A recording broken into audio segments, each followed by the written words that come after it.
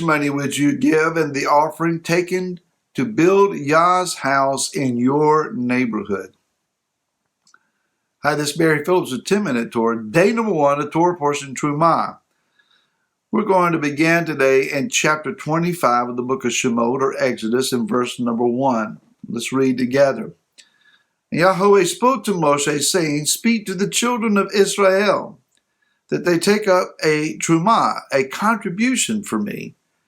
For everyone whose heart moves him, you shall take up my contribution, or again, my trumah. So it's a giving. It's an offering that we bring, not just money. It's gold, it's silver, it's bronze, it's skins, it's building materials of various sorts. It's even jewels. So Yah knows what he is doing. He knows what he wants because he has a planned edifice, a construction project that he has already designed. It's already perfectly conceived. Matter of fact, the prototype, the original, is already in existence in the heavenlies, and he's going to show it to Moshe and say, Moshe, I want you to build a scaled version of this on the earth. And when you do that, I'm going to dwell there. Let's go to verse number 8. And it says, And they shall make me a set-apart place, and I shall dwell in their midst. Now, I recently saw a very interesting Torah commentary that described how that originally at creation, Yahweh created everything in the universe, and then he brought his time and attention to the planet Earth, where he created a garden, and in that garden then he placed mankind. He created a place where he could dwell with man on the earth. Now, as we come to our Torah portion, Am Israel has been brought out of their slavery, been released from their bondage to a place of freedom. And in Torah portion Yitro, it's important to know that Yah says, I brought you here to myself at Mount Sinai on eagle's wings. I am now calling you a set-apart nation. I am calling you a royal priesthood, and I'm calling you a peculiar set-apart people. You are unique in all of the earth. You are Israel. To Israel, not to any other nation on the face of the earth, but to this family, to that generation, to this particular group, he reveals the manifestation of his presence upon the mountain, and then this people hear with their own ears his audible voice. The 10 words, 10 commandments, are now for the first time audibly spoken in the earth, and this people hear it. That was Torah portion Yitro, Torah portion Mishpatim that we just concluded.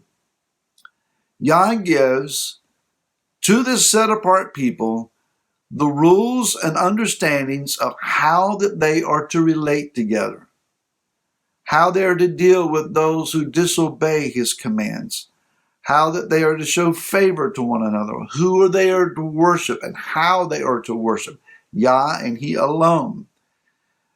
In chapter 24, we have seen how that Yah brings them to a place of blood covenant, and he calls them his own special people by blood. Very significant here. Now we're in chapter 25, and the first order of business after all of those things have now been established. Yah says, now, bring to me of that which I have given to you, bring to me the building materials that I require, for I want you to create a space, a set-apart edifice and structure that I may dwell in your midst. How much would you give in that offering that would enable Yah's presence to be found manifested in your neighborhood? Some may say, well, I don't want to give my gold or my silver. Others may be thinking, this shoham stone, this onyx stone, This is an excellent example of perfect onyx stones. I want to give this that it can be put in the breastplate and be there forever. I could be the one who gives that particular stone. Which attitude do we have? I find it interesting that Yah says, I want you to make me a dwelling place. He says that to one group of people in all the world, not to any other nation, not to any other ethnicity, not to any other culture. He says to Bnei Israel, the children of Israel, he said, I want you to make me a dwelling place. That command still stands. The dwelling place of the Most High is entrusted to Bnei Israel.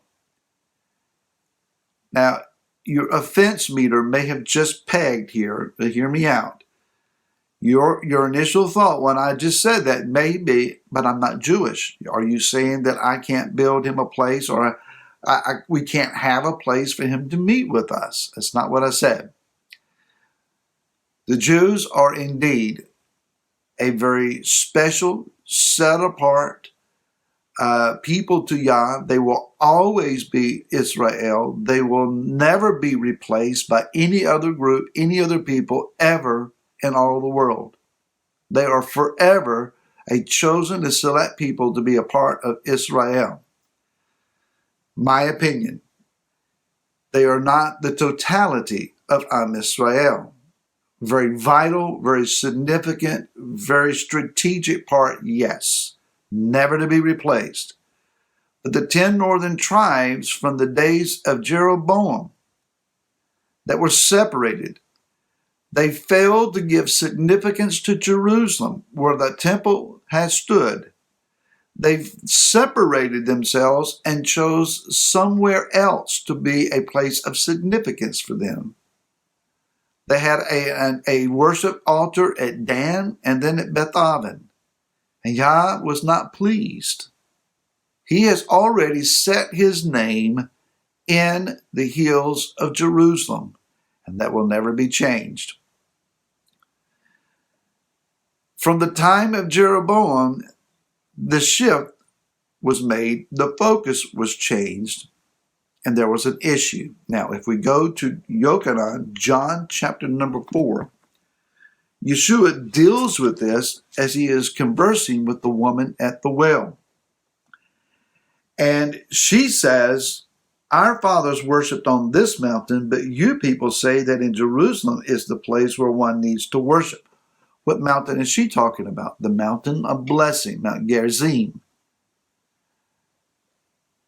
A very significant mountain, and the mountain where Israel placed the blessing of Yah upon. She says, we worship here, you worship there. Where are we supposed to worship? Yeshua said, you worship what you do not know. We worship what we know, because the deliverance or the life is of the Yehudim.